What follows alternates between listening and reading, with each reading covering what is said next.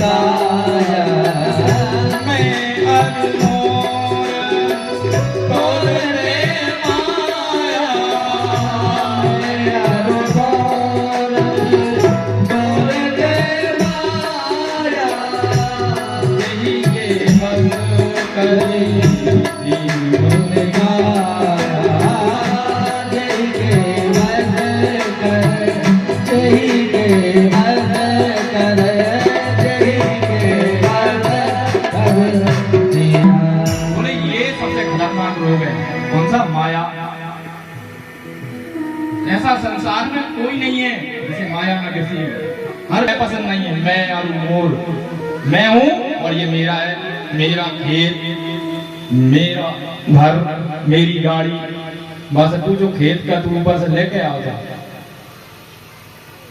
तो ये माया चैटती कैसे, माया का प्रभाव कैसे होता है? तो एक दृष्टांत के माध्यम से समझे। एक महात्मा जी थे, महाविरक्त, इतने विरक्त थे कि केवल एक लंगोटी में रहते थे। एक दिन क्या हुआ कि उनकी लंगोटी को चूहा कतर गए, चूहा कतर गए, सो गए, खड़े थे नहीं। तो कुछ गांव के लोग आए, बोले महात्मा जी क्या हुआ? बोले यार हम चूहा से बहुत परेशान हैं, कुछ उपाय बताओ। तो बोले महात्मा जी एक उपाय है, एक उपाय है कि आप बिल्ली पाल लो, हम एक बिल्ली ला के दे दे रहे हैं, तो बाकी डर के हमारे चूहे भाग जाएंगे। सो कहने लगे हाउ बिल्ली ले आओ। सो बिल्ली ले आए। अब कुछ दिन बाद महात्मा जी रहने लगे, फिर आदमी वापस आए, बोले महात्मा जी कैसी कट रही है? अब तो चूहा परेशान नहीं कर रहे। बोले चूहा तो परेशान नहीं कर रहा है, लेकिन जब बिल्ली के लाने कुछ खावे के लाने नहीं हो, दूध मूध नहीं मिले तो कोई टेंशन नहीं महात्मा जी, एक गौदान दे दे रहे हैं आपको, बढ़िया गैया का दूध लगाना, आप पाना, बिल्ली को पवाना। तो बोले हाउ। महात्मा जी का गौ माता ले आओ। तो बढ़िया गैया आ गई। फिर महात्मा जी कुछ दिन रहे, फिर कुछ दिन बाद आदमी वापस आए, बोले महात्मा जी बढ़िया हो, गौ माता की सेवा अच्छी चल रही है। तो महात्मा जी बोले भैया जब गौ माता के चक्कर में तो भजन ही नहीं हो पा रहा, गोबर लगाओ, दूध लगाओ, फिर वह बिल्ली पे आओ, तो दिन भर वही मैंने कर जाता, भसा डालो, शादी बना। तो बोले एक काम कर दे महात्मा जी, हमारे गांव में एक विधवा स्त्री रहती है, महाराज पर लंगोटी से चालू हुई थी। तो कहने लगे हमारे घर गांव में एक विधवा स्त्री रहती है, उसको ऐसा करेंगे, उससे कह देंगे वो गोबर का, गाय का गोबर करके चली जाया करेगी, शादी बना के चली जाया करेगी। बोले हाउ। तो वो आती रोज करके चली जाती। एक दिन गांव वाले आए, बोले बेचारी अकेली है और आने जाने में दिक्कत होती है, सोनू भैया आने जाने में दिक्कत होती है, तो आप एक काम करो इसको यहीं रख लो। कहने लगे हाँ। तो महात्मा जी ने उसको वहीं रख लिया। अंतगतवा ये हुआ कि महाराज जी में और उनमें प्रेम हो गया और महात्मा जी ने ब्याह कर लिया। तो ये माया कब लग जाए इसका भरोसा नहीं है। सब जग को रही सचायो नचायो हरि माया जादू सब जग को रही नचाए हरि माया जादूगरनी। सब जग को रही नचायो नचायो हरि माया जादूगरनी। सब जग को रही नचाए हरि माया जादूगरनी। हरि माया जादूगरनी। हरि माया जादूगरनी। हरि माया जादूगरनी। हरि माया जादूगरनी। हरि माया जादूगरनी। हरि माया जादूगरनी। अति अद्भुत खेल दिखायो हरि माया जादूगरनी। अति अद्भुत खेल दिखाए हरि माया जादूगरनी। अति अद्भुत खेल दिखायो हरि माया जादूगरनी। हरि माया जादूगरनी।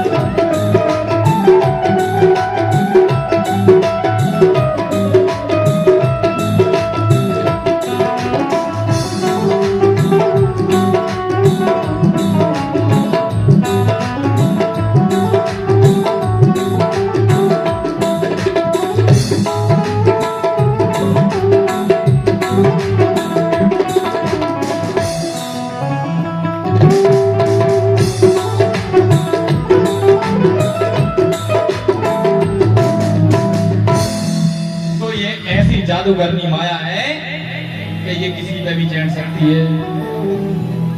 दूसरा रूप कौन सा है? बोले मोह। मोह सकल व्याधिन कर मोह। मोह सकल व्याधिन कर मूला। मोह सकल कर मूला। मोह सकल व्याधिन कर मूला। मोह सकल व्याधिन कर मूला। मोह सकल व्याधिन कर मूला। मोह सकल व्याधिन कर मूला। मोह सकल व्याधिन कर मूला। मोह सकल व्याधिन कर मूला। और तिनते बहु तिनते उपजय बहु सूला। तो जो मोह है वो सकल व्याधियों का मूल है। मोह क्या करता है? बोले मोह ऐसा करा देता है जो है नहीं उसमें भी दुख दे देता है। एक बार क्या हुआ कि एक व्यक्ति नदी बैतबाजी में स्नान करने आया। देखो एक एक शब्द हम बिल्कुल व्याख्या से समझाएंगे, बिल्कुल अच्छे से समझना। मोह क्या होता है, माया क्या होती है, ज्ञान क्या होता है और वैराग्य क्या होता है और विवेक क्या होता है। तो विवेक समझा दिया, माया समझा दी, अब मोह और समझ लो। मोह क्या होता है? तो बोले मोह वो होता है कि एक व्यक्ति स्नान करने के लिए आया नदी में और ये नहा रहा है, हर हर गंगे हर हर गंगे हर हर गंगे। और नहाते टाइम हाथ में सोने की ईंट आ गई। अरे बड़ा प्रसन्न हुआ, क्या बात है, आज तो भाग खुल गई। अच्छा उसने कहा उसमें मिट्टी लगी हुई थी धुलने, उसने जो धोया तो सरक गई ईंट दोबारा, मिली नहीं। सो रोने लगा। पाई तो पाई पर कोई क्यों, सर पटक के रोने लगा और एक वृक्ष के नीचे बैठ गया। अब उसके पिताजी ने सोचा पता नहीं यार लड़का नहाने के लिए गया था अभी तक आया नहीं, कहाँ चला गया, देख कर आता हूं। वो पहुंचा तो देखा कि बालक मुंह सर पकड़े और रो रहा है। तो उससे पूछा क्यों रे, क्या हो गया? बोले पिताजी जो जो बात हुई थी उसने बता दी। तो पिताजी रोने लगे। पिताजी का क्या रोने लगे? बोले पाई तो पाई पर धोई क्यों? अरे ऐसे ही लिया था, घर के जल से धो लेते, दो ही बाप बेटा बैठ के रो रहे थे। सो इतने में महात्मा जी निकल गए। अरे काय रो रहे हो? लगे महात्मा जी सोने की धरती। सुबह से बोली, मोड़ा से बोली पिए। बोले जा बता तू घर से निकलो तो सोने की ईंट लेके निकलो तो का? तो बोले नहीं निकलो। बोले अब घर जाएगो तो लेके जाएगो? तो बोले नहीं लेके जाऊंगा। तो महात्मा जी बोले फिर रोता क्यों है? तेरी जब ईंट नहीं थी न तेरा कुछ गया न तुझे कुछ मिला तो फिर तू क्यों करता है? तो ऐसे ही हम संसार में ना हम कुछ लेकर आए और ना कुछ लेकर जा सके तो फिर काहे का दुख बस। लेकिन ये दुख क्या कराता है? ये मोह ही कराता है। उसको उस ईंट से मोह हो गया, पल भर का मोह था। तो जो जिससे मोह होता है वो हमें दुख देता है, अंतोगत्वा उसका कोई काम नहीं है हमारे जीवन में। तो बोले ये जो दो रोग हैं इनको छुड़ाने के लिए ऐसी कोई कथा सुनाइए कि ये दोनों छूट जाएं। माया मोह निरासश्च और भक्ति ज्ञान विरागत्तो। भक्ति की वृद्धि हो, ज्ञान की वृद्धि हो और माया और मोह निकल जाए शरीर से। तो सूर्य जी कहने लगे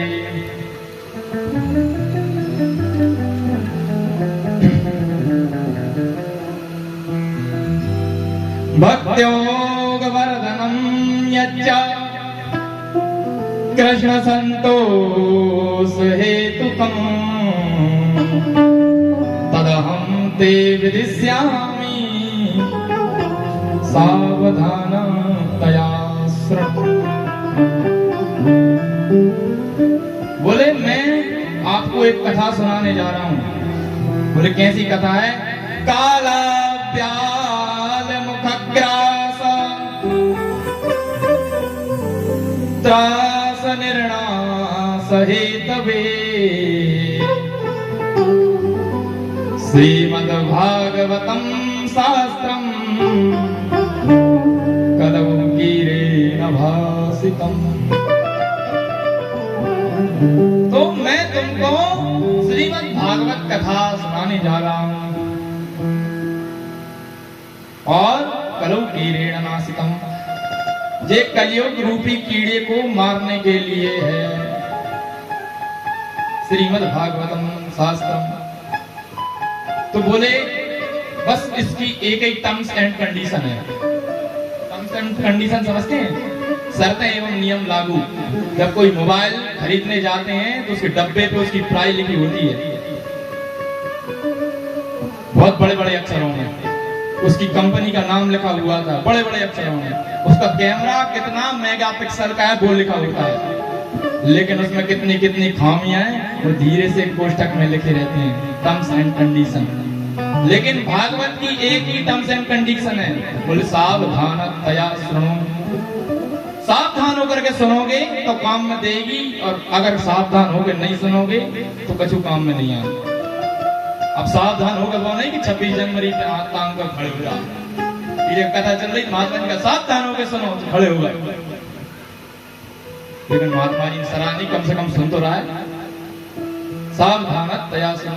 बढ़िया स्वयं खड़े नहीं होना, कानों को खड़े करके बढ़िया सुनो।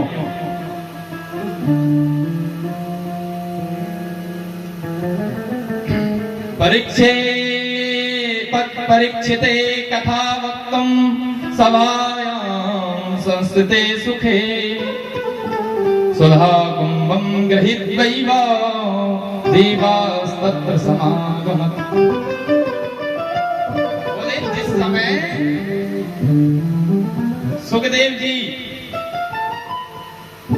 ने परीक्षित को कथा सुनाने के लिए उद्यत हुए, उसी समय कौन? सुधा कुंभं गृहीत्वैव। बोले अमृत का घड़ा लेकर के देवता आए। बोले सूत जी से बोले सूत जी, सुखदेव जी आप ये जो ना अमृत है ना, ये आप उनको पिला दो परीक्षित को, तो इनका जो मृत्यु का जो है वो टल जाएगा और ये जीवित हो जाएंगे। तो इसके अब भगवान सुखदेव जी ने सोचा कि भैया ये अगर अमृत लेके आए तो उसके बदले कुछ ना कुछ चाहते हैं, क्योंकि इसी अमृत के लिए इन्होंने असुरों से युद्ध किया, इसी अमृत के लिए गरुड़ जी से युद्ध किया। बोले एक बार गरुड़ जी की जो माता जी वनिता देवी, वो सर्पों की माता से उनकी कोई शर्त लग गई, तो उन्होंने उनको दासी बना लिया, और सर्पों ने शर्त रखी कि तुम हमें अमृत ला के दो, हम तुम्हारी माता को दासी से मुक्ति करा देंगे। तो गरुड़ जी अमृत लेने के लिए गए, देवताओं ने नहीं दिया तो युद्ध करके जीत के ले आए। तो देवता ब्रह्मा जी के पास पहुंचे और उन्होंने समझाइश करके वो अमृत वापस करवा दिया। एक काम करो, तुम सर्पों के हाथ में जैसे ही दोगे और देवता छुड़ा के भाग जाएंगे। तो ऐसे इतनी अमृत के लिए मेहनत करने वाले देवता उस अमृत को सहज ही हमारे सामने लेके आ रहे हैं, तो इसके बदले में क्या चाहते हो? तो बोले एक काम करो, देवता बड़े चतुर होते हैं, बोले जो अमृत परीक्षित पिला दो और भागवत को अमृत हमें पिला दो।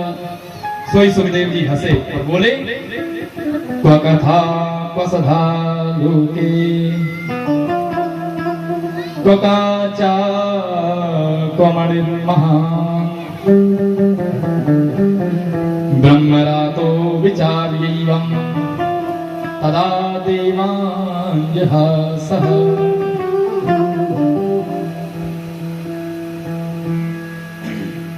बोले कहां तुम्हारा अमृत कांच के समान और कहां भागवत का अमृत मणि के समान। दोनों में कोई बराबरी नहीं है कहीं से कहीं तक। बोले कैसे? बोले अच्छा, बोले तुम्हारा अमृत पीने के बाद क्या होगा, तुम मरोगे नहीं? नहीं मर सकते हैं। कौन मर गए?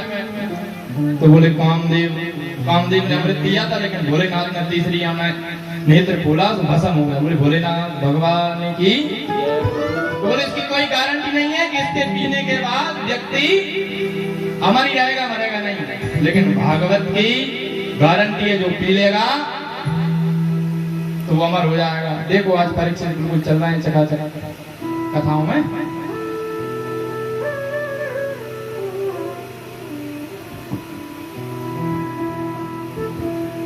तो उन्होंने ऐसा कह करके देवताओं को भगा दिया और देवता पहुंचे ब्रह्मा जी के पास।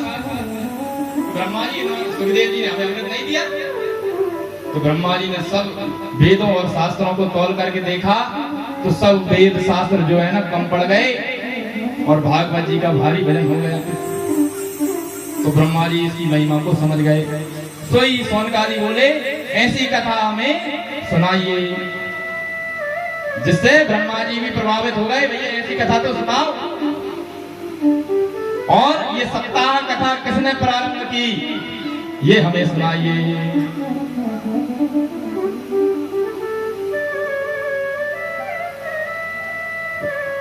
तो सूत जी महाराज बोले एकदा ही